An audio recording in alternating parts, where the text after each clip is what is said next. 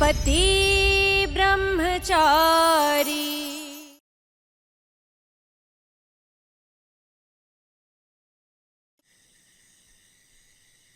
ನಾನು ನಿಮ್ಮ ಹತ್ರ ಮತ್ತೆ ಹೇಳ್ತಾ ಇದ್ದೀನಿ, ಯೋಚನೆ ಮಾಡಿ. ನಮ್ಮ ಕುಲದೇವತೆ ಪೂಜೆ ತುಂಬಾ ಕಷ್ಟವಾಗಿರುತ್ತೆ, ಅಲ್ಲಿ ತುಂಬಾ ಶ್ರಮ ಪಡ್ಬೇಕಾಗತ್ತೆ. ನೀವಲ್ಲಿಗೆ ಈ ತರ ಸೀರೆ ಉಟ್ಕೊಂಡು ಹೋದ್ರೆ ತುಂಬಾನೇ ಕಷ್ಟ ಆಗುತ್ತೆ. ಅದಲ್ಲದೆ ನಿಮ್ ಪರಿಸ್ಥಿತಿ ನೋಡ್ಕೊಳ್ಳಿ, ಕಾಲಲ್ಲಿ ಗಾಯ ಆಗಿದೆ, ಇದೆಲ್ಲ ಹೇಗ್ ಸಾಧ್ಯ ಆಗುತ್ತೆ ನಿಮ್ಗೆ? ಅದಕ್ಕೆ ಹೇಳ್ತಾ ಇದೀನಿ, ಒಂದ್ ಕೆಲಸ ಮಾಡ್ತೀನಿ, ಈ ದೇವಸ್ಥಾನಕ್ಕೆ ಹೋಗೋದನ್ನ ಕ್ಯಾನ್ಸಲ್ ಮಾಡ್ಬಿಡೋಣ. 5 ದಿವಸ ಅಂತ ಹೇಳಿದ್ರಿ ಸರಳಾ ಆಂಟಿ. 5 ದಿವಸದಲ್ಲಿ ಒಂದಿನ ಆಗ್ಲೇ ಆಗೋಗಿದೆ.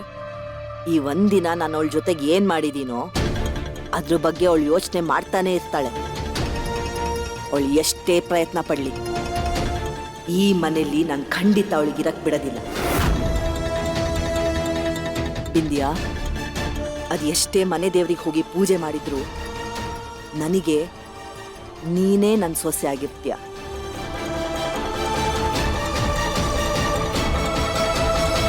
ನಾವು ದೇವಸ್ಥಾನಕ್ಕೆ ಹೋಗೋದು ಹೇಗೆ ಕ್ಯಾನ್ಸಲ್ ಮಾಡಕ್ಕಾಗತ್ತೆ? ಇಶಾ, ಹಾ, ನಿಮ್ಮ ಮಾವನ್ಗೆ ಏನೇನು ಹೊಳಿತೋ ಅದನ್ನೆಲ್ಲ ಮಾಡಿದ್ದೀನಿ. ಮಿಕ್ಕಿದ್ದು ಪುರೋಹಿತ್ರನ್ನ ಕೇಳಿ ತಿಳ್ಕೊಂಬಿಡಮ್ಮ, ಸರಿನಾ?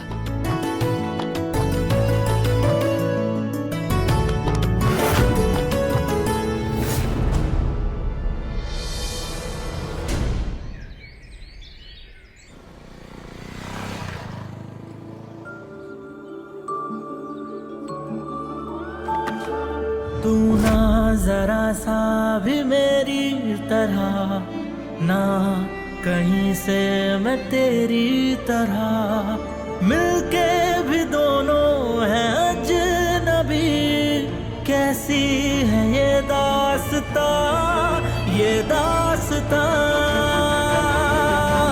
ನಾವು ಇದರಲ್ಲಿ ದೇವಸ್ಥಾನಕ್ಕೆ ಹೋಗ್ತಾ ಇದೀವ?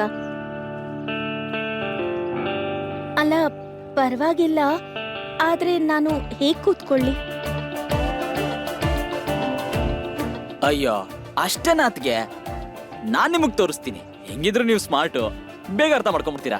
ನೋಡಿ ಅದ್ಕೆ, ಹಿಂಗೆ, ಆಮೇಲೆ ಹಿಂಗೆ, ಹಿಂಗ್ ಕೂತ್ಕೋಬೇಕು, ಆಮೇಲೆ ಹಿಂಗೆ ಹಿಂಗ್ ಹಿಡ್ಕೋಬೇಕು, ಗಂಡ ಹೆಂಡತಿ ತರ. ಲ ಲ ಲ ಲ ಲ. ನಿನ್ ತಮಾಷೆ ಮುಗಿತಾ? ಎದ್ದೇಳು. ಡೋಂಟ್ ವರಿ ಬ್ರಹ್ಮಚಾರಿ ಅವರೇ, ಖಂಡಿತ ಟಚ್ ಮಾಡಲ್ಲ.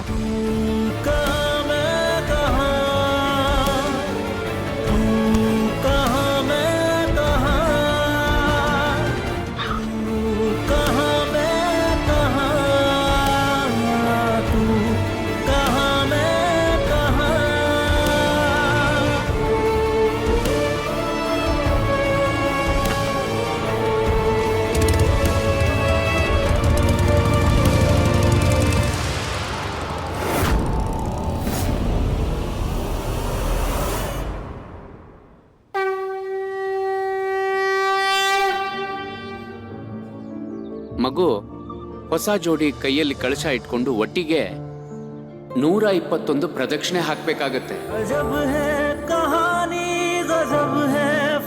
ಕಳಶ ಇಟ್ಕೊಂಡು ನಾನು ಹೇಗ್ ದೇವಸ್ಥಾನದ ಸುತ್ತ ಸುತ್ತಲಿ? ಇವನು ಬ್ರಹ್ಮಚಾರಿ, ಇವನು ಮುಟ್ಟೋದೂ ಇಲ್ಲ.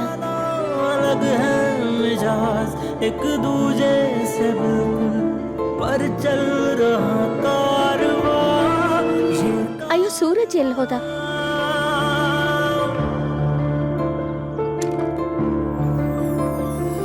ಈಗ ಪ್ರದಕ್ಷಿಣೆ ಹಾಕೋದಕ್ಕೆ ಅದ್ರ ಮೇಲೆ ಕೂತ್ಕೊಳ್ಳಿ. ಬೇಡ ಬೇಡ, ನಾನ್ ದೇವಸ್ಥಾನದ ಸುತ್ತ ಕೂತ್ಕೊಳ್ಳಿ. ಸುತ್ತೀನಿ. ಕೂತ್ಕೊಳ್ಳಮ್ಮ ಮಗು, ತುಂಬಾ ಭಾಗ್ಯಶಾಲಿ ನೀನು. ಎಂಥ ಒಳ್ಳೆ ಗಂಡ ಸಿಕ್ಕಿದಾನೆ.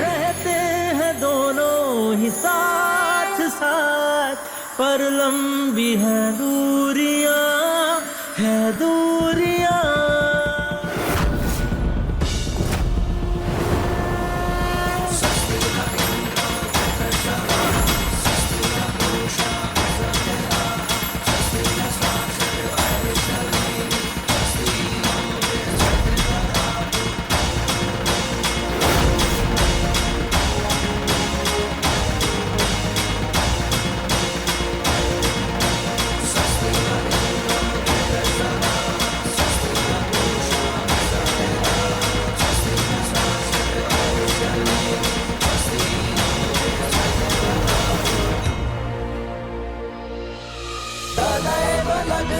सुदिनं तदेव ताराबलं चन्द्रबलं तदेव विद्याबलं देवबलं तदेव लक्ष्मीपते देन्द्रियुगं स्मरामि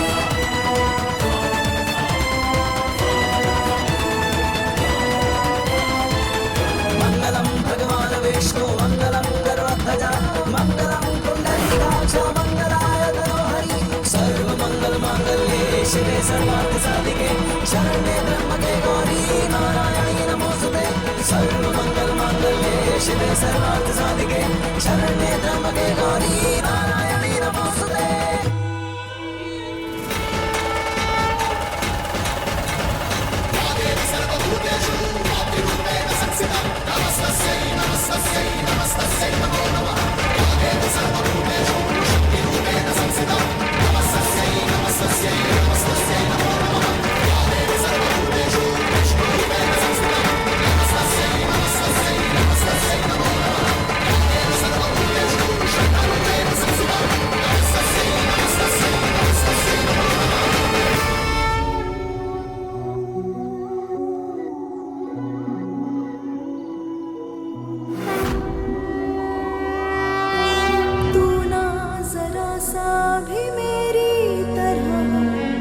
ಅಮ್ಮ, ಈ ಮದುವೆ ನಾನು ಇಷ್ಟಪಟ್ಟು ಆಗಿದ್ದಲ್ಲ.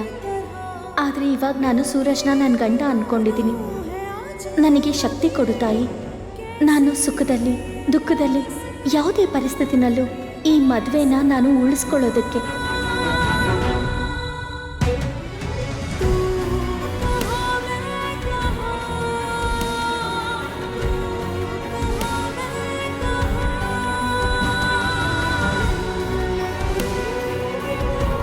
ಈ ಮದುವೆ ನನಗೆ ಅನಿವಾರ್ಯ ಆಗಿತ್ತು. ಅದಕ್ಕೋಸ್ಕರ ಈಶ್ವರ್ ಜೀವನ ಹಾಳು ಮಾಡೋದಕ್ಕೆ ನಾನು ಇಷ್ಟಪಡಲ್ಲ. ಅದಕ್ಕೆ ಹೇಳ್ತಾ ಇದ್ದೀನಿ, ಈ ಮದುವೆನ ಮುಡ್ಕೊಂಡು ಆದಷ್ಟು ಬೇಗ ಯಜಮಾನ್ ಹತ್ರ ಹೊರಟೋಗಿ. ಅದು ಎಲ್ಲರಿಗೂ ಒಳ್ಳೇದು. ನೋಡಪ್ಪ, ನೀವಿಬ್ರು ಈ ರಕ್ಷಾ ಸೂತ್ರನ ಇಬ್ರು ಕೈಗೂ ಕಟ್ಕೊಂಬಿಡಿ. ಇದರಲ್ಲಿ ಮಹಾತಾಯಿ ಆಶೀರ್ವಾದ ಇದೆ. एक है जमीन एक है आसमां दोनों ही है दोनों से जुदा रहते हैं दोनों ही साथ साथ पर लंबी है दूरियां है दूरियां तू कहाँ मैं कहाँ तू कहाँ मैं कहाँ तू कहाँ मैं कहाँ तू कहाँ मैं कहाँ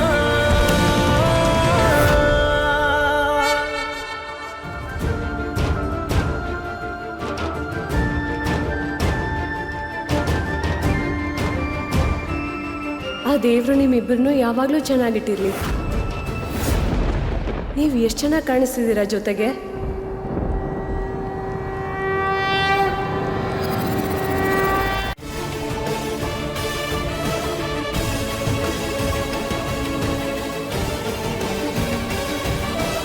ಹೇಳಲೇಬೇಕು, ನಿನ್ ಟೇಸ್ಟ್ ಚೆನ್ನಾಗಿದೆ. ಎಷ್ಟು ಚೆನ್ನಾಗಿರೋ ಸೀರೆ ಉಟ್ಕೊಂಡಿದ್ಯಾ?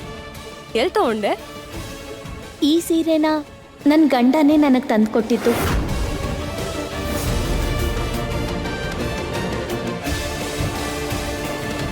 ಕಿವಿ ತೂತು ಬಿದ್ದೋಯ್ತು. ಈ ಗಂಡ ಗಂಡ ಗಂಡ ಅನ್ನೋದನ್ನ ಕೇಳಿ ಕೇಳಿ ಗೊತ್ತಿಲ್ಲ ಏನ್ ಮಾಡ್ಬೇಕು ಅಂತ. ನೋಡ್ತಿದ್ದೀರಾ, ಗಂಡ ಅಂದ್ರೆ ಹಿಂಗಿರ್ಬೇಕು. ಅವನ್ ಹೆಂಡತಿನ ಎಷ್ಟು ಇಷ್ಟಪಡ್ತಾನೆ ನೋಡಿ. ಮತ್ ನೀವು ಇದ್ದೀರಾ, ನೀವ್ ನಂಗೊಂದು ಖರ್ಚಿಫು ತಂದ್ಕೊಟ್ಟಿಲ್ಲ. ಭಗವಂತ ನಮ್ಮಿಬ್ಬರ ಜೋಡಿನೂ ಮಾಡಿದ್ದಾನೆ. ಖುಷಿಯಾಗಿರು.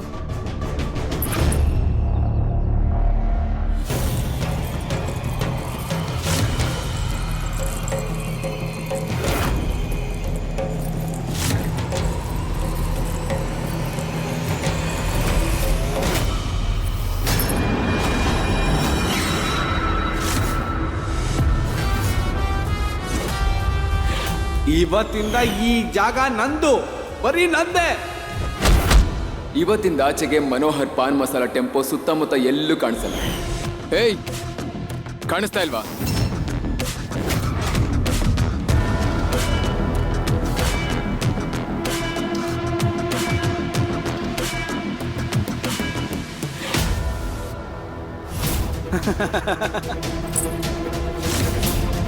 ಅದ್ಭುತ, ನಿನ್ನ ಮೆಚ್ಚಲೇಬೇಕು ನಾನು.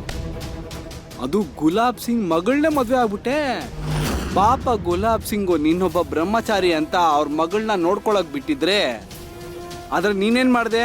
ಅವಳನ್ನ ಬೀಳಿಸ್ಕೊಂಡು ಅವಳನ್ನ ಎದೆಲೇ ಇಟ್ಕೊಂಡ್ಬಿಟ್ಟೆ. ಮೆಚ್ಚದೆ ಕಣ ನಿನ್ನ. ವಿಷಯ ಬಂತು, ಈ ಇಡೀ ಸಿಟಿಗೆ ಅವಳೇ ಸೂಪರ್ ಫಿಗರ್ ಅಂತೆ. ನಿಮ್ ಜೊತೆ ಮಾತಾಡಿ ಖುಷಿ ಆಯ್ತು. ಏನ್ ನಡೀತಾ ಇದೆ ಅಲ್ಲಿ? ಇಬ್ರು ರೌಡಿಗಳು ದೇವಸ್ಥಾನದ ಹತ್ರ ಹೊಡೆದಾಡ್ತಿದ್ದಾರೆ. ಅವ್ರಿಗೆ ದೇವ್ರು ಅಂದ್ರೆ ಭಯನೇ ಇಲ್ಲಮ್ಮ.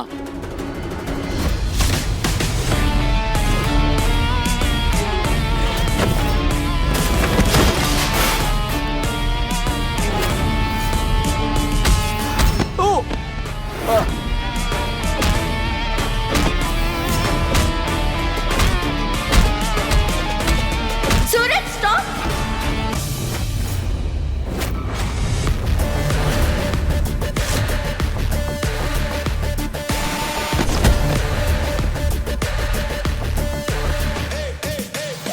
ನಿನ್ ಗಂಡ ರೌಡಿನಾ? ನಿನ್ ಸೀರೆ, ಬಟ್ಟೆ, ತಾಳಿ ಎಲ್ಲಾನು ಈ ಗುಂಡ ಸಂಪಾದನೆ ಮಾಡಿರೋದೇನಾ? ಇಂಥ ರೌಡಿ ಜೊತೆ ಮದುವೆ ಮಾಡ್ಕೊಳ್ಳೋ ಬದಲು ಹಾಗೆ ಇರ್ಬೋದಿತ್ತು.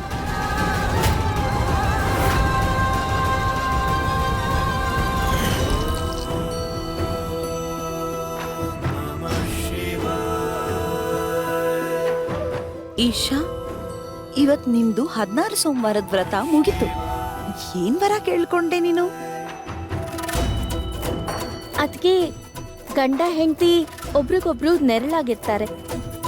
ಅಂದ್ರೆ ಒಬ್ರು ದೇಹ, ಮತ್ತೊಬ್ರು ಮನಸ್ಸು. ಯಾವ ಸಂಬಂಧದಲ್ಲಿ ಒಬ್ರು ಮಾಡಿರೋ ತಪ್ಪಿಗೆ ಇನ್ನೊಬ್ರು ಮೇಲೂ ಬೆರಳು ತೋರಿಸ್ತಾರೋ ಅವರಲ್ಲೇ ಒಬ್ಬರ ಸಕ್ಸಸ್ಗೆ ಮತ್ತೊಬ್ರು ಕಾರಣ ಆಗ್ತಾರೆ. ಅದಕ್ಕೆ ನಾನು ಬಯಸ್ತಾ ಇದ್ದೀನಿ, ನನಗೊಬ್ಬ IAS ಗಂಡ ಸಿಗ್ಬೇಕಂತ. ಜನರು ನೋಡ್ದಾಗ ಹೇಳ್ಬೇಕು, ಅಲ್ಲಿ ನೋಡು IAS ಆಫೀಸರ್ ಹೆಂಡತಿ ಹೋಗ್ತಿದ್ದಾಳೆ ಅಂತ. ಮುಗೀತು ಪೂಜೆ, ಹೊರಡ್ಬೋದಾ?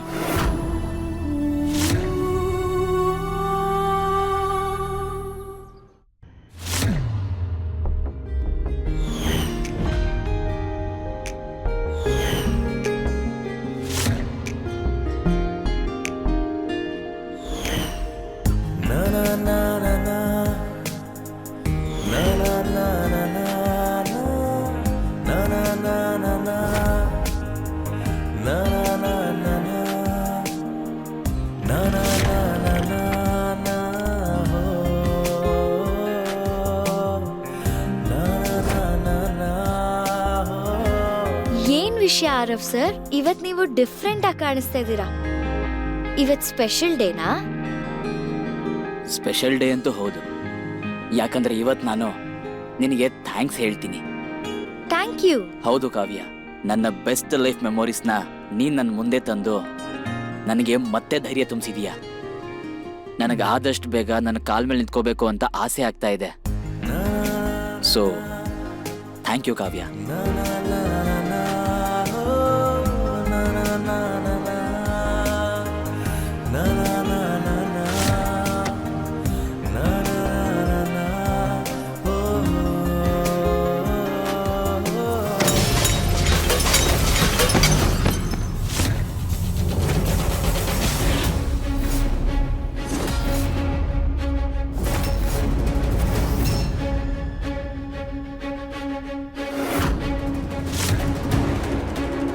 ಯಾಕಿಷ್ಟೊಂದು ಕೇರ್ಲೆಸ್ ಆಗಿದ್ಯಾ? ಖುಷ್ಬು ಪ್ರೆಗ್ನೆಂಟ್. ನಿನ್ ತಪ್ಪಿಂದ ಅವಳಿಗೇನಾದ್ರೂ ಆಗಿದ್ರೆ ಇದು ಮನೆ, ಪ್ಲೇ ಗ್ರೌಂಡ್ ಅಲ್ಲ. ಕೆಲ್ಸದವಳು ತರ ಇರು. ಅನುರಾಗಣ ಪ್ಲೀಸ್.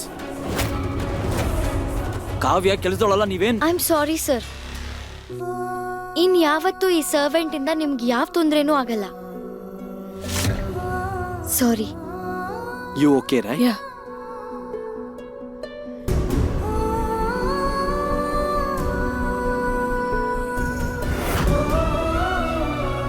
ಮಗುಗೋಸ್ಕರ ಇಷ್ಟೊಂದು ಹುಚ್ಚುತನನ? ಒಂದಿನ ನಾನು ಪ್ರೆಗ್ನೆಂಟ್ ಅಲ್ಲ ಅಂತ ಗೊತ್ತಾದ್ರೆ ಅವಾಗ ಏನಾಗುತ್ತೆ? ಮಾಮ ಬಂದ್ರು, ಮಾಮ ಬಂದ್ರು, ಮಾಮ ಬಂದ್ರು. ಅಯ್ಯಬ್ಬಾ, ಒಳಗಡೆ ಆಟ ಆಡ್ಕೋ.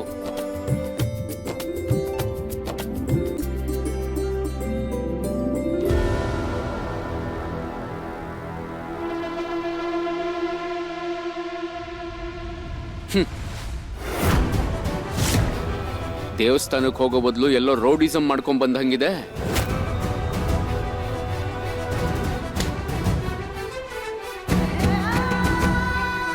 ಹೇ ಉಡುಪಿ ಕೃಷ್ಣ, ನಾನ್ ಸೋತೆ. ಸೂರಜ್ ಮಗನೇ, ನೀನ್ ಹುಷಾರಾಗಿದ್ಯಾ ತಾನೆ? ಆರಾಮಾಗಿದ್ದೀನಿ ತಾಯಮ್ಮ, ಏನು ಆಗಿಲ್ಲ. ಅಯ್ಯೋ, ರೌಡಿಗೆ ಏನಾಗುತ್ತೆ? ಅವನಿಗೆ ಮನೆ ಆದ್ರೇನು ದೇವಸ್ಥಾನ ಆದ್ರೇನು ಎಲ್ಲ ಹೊಡೆದಾಟದ ಜಾಗನೇ. ನೀನ್ ಹುಷಾರಾಗಿದ್ಯಲ್ಲಮ್ಮ? ನೀವೇ ಬಲವಂತವಾಗಿ ಕಳ್ಸಿದ್ದು. ಇವಾಗ ನೋಡಿ ಏನಾಗಿದೆ ಅಂತ. ನಂತರ ಮನೆ ದೇವ್ರಿಗೂ ಇಷ್ಟ ಇಲ್ಲ ಇವರಿಬ್ರು ಒಟ್ಟಿಗೆ ಇರೋದು. ಅದಕ್ಕೆ ಪೂಜೆ ಗೀಜೆ ಆಗ್ದಲೇನೆ ಬಂದಿದ್ದಾರೆ. ಇಲ್ಲ, ನಾವು ಪೂಜೆ ಮಾಡಿದ್ದಾಗಿದೆ.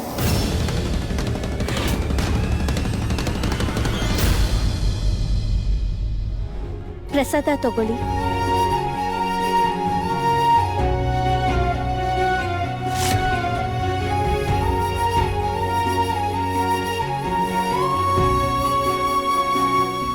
ವಾ, ಶಭಾಷ್. ಆ ದೇವ್ರೆ ನಮ್ಮ ಮನೆಗೆ ನಿನ್ನನ್ನ ಸೊಸೆಯಾಗಿ ಕಳಿಸಿದ್ದಾರೆ.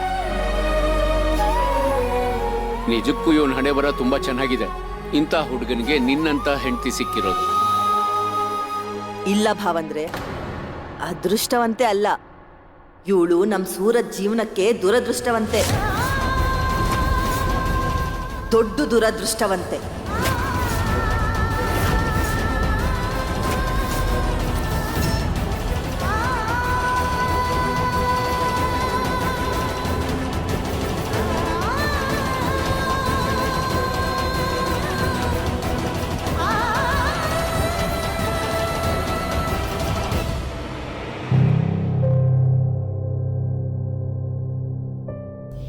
ಎಷ್ಟೇ ಆದ್ರೂ ನೀನ್ ರೌಡಿ ಅಲ್ವಾ? ನಿನಗೆ ಚೀಟಿಂಗ್ ಮತ್ತೆ ಹೊಡೆಯೋದ್ ಬಿಟ್ಟು ಬೇರೆ ಏನೂ ಬರಲ್ವಲ್ಲ. ನಿನ್ ಗಂಡ ರೌಡಿನಾ? ನಿನ್ ಸೀರೆ ಬಟ್ಟೆ ತಾಳಿ ಎಲ್ಲನೂ ಈ ಗುಂಡ ಸಂಪಾದನೆ ಮಾಡಿರೋದೇನಾ?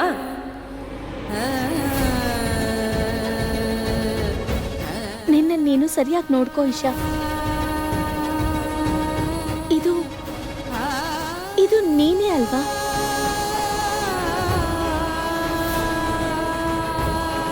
ಏನೇ ಆದ್ರೂ ಸರಿ, ನೀನ್ ಬೇಜಾರು ಮಾಡ್ಕೋಬಾರ್ದು. ನೀನು ನಿನ್ನ ಎಲ್ಲ ಜವಾಬ್ದಾರಿ ಸರಿಯಾಗಿ ನಿಭಾಯಿಸ್ಬೇಕು. ಓ ಮಹಾರಾಣಿ, ಅಲ್ಲಿ ಕನ್ನಡಿ ಮುಂದೆ ಸುಮ್ಮನೆ ನಿಂತ್ಕೊಳ್ದೆ ಬಟ್ಟೆ ಒಣಗಾಕ್ ಹೋಗು. ಹಾ, ಬಂದೆ.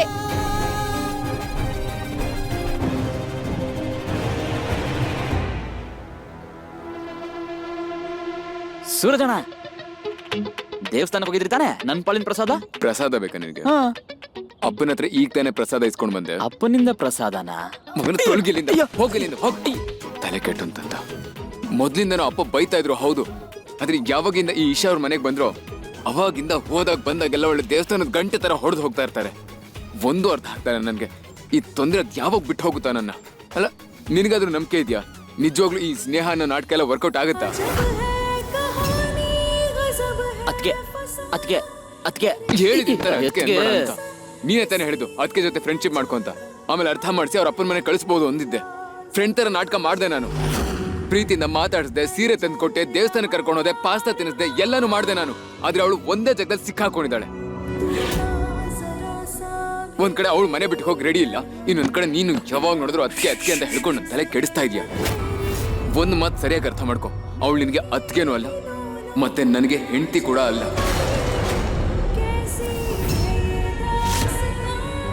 ಅಣ್ಣ, ಅತ್ಗೆ ಏನ್ ಅತ್ಗೆ ಅತ್ಕೊಂಡು ತಲೆ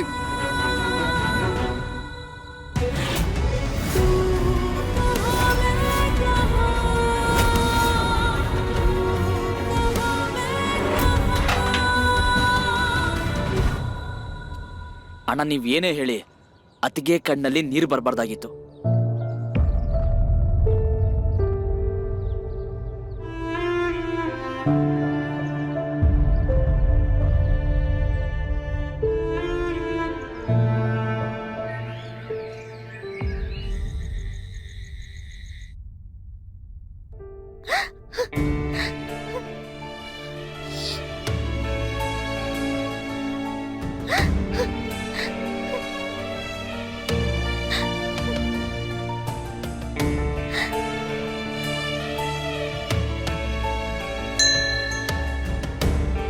ನನ್ ಮಾತು ಕೇಳಿ.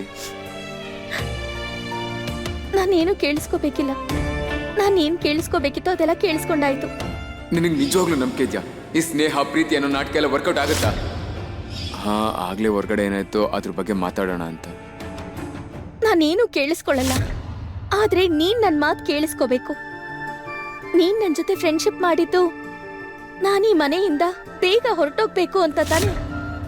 ಸೂರಜ್, ನನಗಿಲ್ಲಿಂದ ಹೋಗೋದಕ್ಕಿಷ್ಟ ಇಲ್ಲ. ಈಗ ಆ ಮನೆ ನನ್ ಪ್ರಪಂಚ ಅಲ್ಲ, ಈ ಮನೆನೇ ನನ್ ಪ್ರಪಂಚ. ಸೂರಜ್, ಪ್ಲೀಸ್ ಪ್ಲೀಸ್ ಈ ರೌಡಿಸಮ್ನ ಬಿಟ್ಬಿಡು. ಮತ್ ನೀವು ನಿಮ್ಮ ಹಠನ ಯಾಕೆ ಬಿಡ್ತಾ ಇಲ್ಲ? ಅಲ್ಲಿ ಏನಿದೆ ಈ ಮನೇಲಿ ನಿಮ್ಗೋಸ್ಕರ? ಯಾರು ಕೂಡ ನಿಮ್ಮನ್ನ ಇಷ್ಟಪಡ್ತಾ ಇಲ್ಲ. ಈ ದ್ವೇಷದ ಮಧ್ಯೆ ಯಾಕೆ ಬಾಳ್ತಾ ಇದ್ದೀರಿ ನೀವು? ಎಷ್ಟೇ ದ್ವೇಷ ಮಾಡಿದ್ರು ಕೂಡ ನಾನೀ ಮನೆ ಬಿಟ್ಟು ಹೋಗಲ್ಲ. ಸರಿ, ಹಾಗಾದ್ರೆ ಹಾಗೆ ಎಲ್ರೂ ದ್ವೇಷನ ತಡ್ಕೊಳ್ಳಿ, ನನ್ನನ್ನು ಸಹಿಸ್ಕೊಳ್ಳಿ. ಇವಾಗ ಹೇಗಿದ್ದೀನೋ ಮುಂದೆನೋ ಹಾಗೇನೆ ಇರ್ತೀನಿ, ಯಾವ ರೀತಿನೂ ಬದಲಾಗೋದಿಲ್ಲ. ನನ್ನನ್ನು ಈ ಮನೇಲಿ ಯಾರೂ ಒಪ್ಪಿಲ್ಲ, ಆದ್ರೆ ಈ ಮನೆಯವರು ನೀನ್ ತಪ್ಪು ಮಾಡೋದನ್ನು ಒಪ್ಪಿಲ್ಲ ಅಲ್ವಾ? ಸೂರಜ್, ನೀನ್ ಅವರಿಗೋಸ್ಕರ ಬದಲಾಗಲ್ವಾ? ನಾನು ಹೇಳ್ದೆ ಅಲ್ವಾ, ನಾನು ಬದಲಾಗಲ್ಲ. ಆದ್ರೆ ನಿಮ್ ಹತ್ರ ಈಗ್ಲೂ ಅವಕಾಶ ಇದೆ. ನೀವು ನಿಮ್ ಜೀವನನ ಹಾಳು ಮಾಡ್ಕೋಬೇಡಿ. ಹೊರಟೋಗಿ ಇಲ್ಲಿಂದ. ಮತ್ ಪ್ಲೀಸ್ ದಯವಿಟ್ಟು ಹೋಗಿ. ಸುಮ್ಮನೆ ತಲೆ ಎಲ್ಲ ಕೆಡಿಸ್ತಾಳೆ.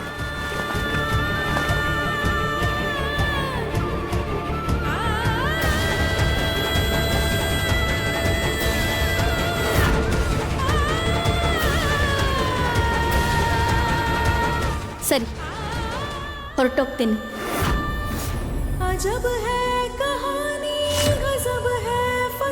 ಏನ್ ಹೇಳಿದ್ರಿ ನೀವು? ಆ?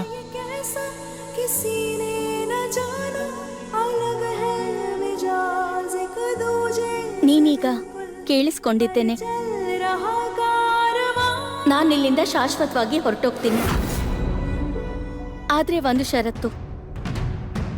ಷರತ್ತ? ಒಂದೇನು, ನೀವು ಹೇಳೋ ಎಲ್ಲ ಷರತ್ತು ಒಪ್ಪಿಗೆ ಇದೆ ನನಗೆ. ಏನ್ ಮಾಡ್ಬೇಕು ಹೇಳಿ? ಇನ್ನೊಂದು 48 ಗಂಟೆ ಅಂದ್ರೆ ಇನ್ನೊಂದು 2 ದಿನ ನೀನು ರೌಡಿಸಮ್ ಮಾಡಬಾರ್ದು. ಇನ್ನೊಂದು 48 ಗಂಟೆ ನೀನ್ ಯಾವುದೇ ಜಗಳನ ಮಾಡಬಾರ್ದು. ಯಾರ ಮೇಲೂ ಕೈ ಎತ್ತಬಾರ್ದು, ಯಾರನ್ನು ಬೈಬಾರ್ದು. ಇನ್ನೊಂದು 48 ಗಂಟೆ ನೀನು ರೌಡಿ ಆಗಲ್ಲ, ಬದಲಿಗೆ ಒಬ್ಬ ಮಾಮೂಲಿ ಮನುಷ್ಯನಾಗಿರ್ಬೇಕು. ನೀನು ಆ ಸೂರಜ್ ಆಗಿರ್ಬೇಕು. ಸ್ವಲ್ಪ ವರ್ಷಗಳ ಹಿಂದೆ ಇದೆಯಲ್ಲ ಹಾಗೆ. ಅವನನ್ನ ಅಪ್ಪ ಅಂತೂ ಮಗ ಅಂತ ಕರೆಯೋದಕ್ಕೆ ಹೆಮ್ಮೆ ಪಡ್ತಾ ಇದ್ರು. ಸೂರಜ್, ಒಂದ್ ವೇಳೆ ಈ 48 ಗಂಟೆನಲ್ಲಿ ನೀನ್ ಹೇಳ್ದಾಗ ಮಾಡಿದ್ರೆ ನಾನು ನಿನಗೆ ಮಾತು ಕೊಡ್ತೀನಿ. 48 ಗಂಟೆ ಆದ್ಮೇಲೆ ನನ್ನ ಮುಖ ನಿನಗೆ ಹತ್ರ ಕೂಡ ಕಾಣಿಸಲ್ಲ.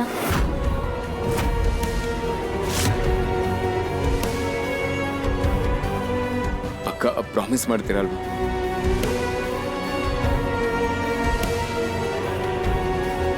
ಖಂಡಿತ ಮಾಡ್ತೀನಿ. ಹಾಗಾದ್ರೆ ಒಪ್ಪಿಗೆ ಇದೆ. 48 ಗಂಟೆ.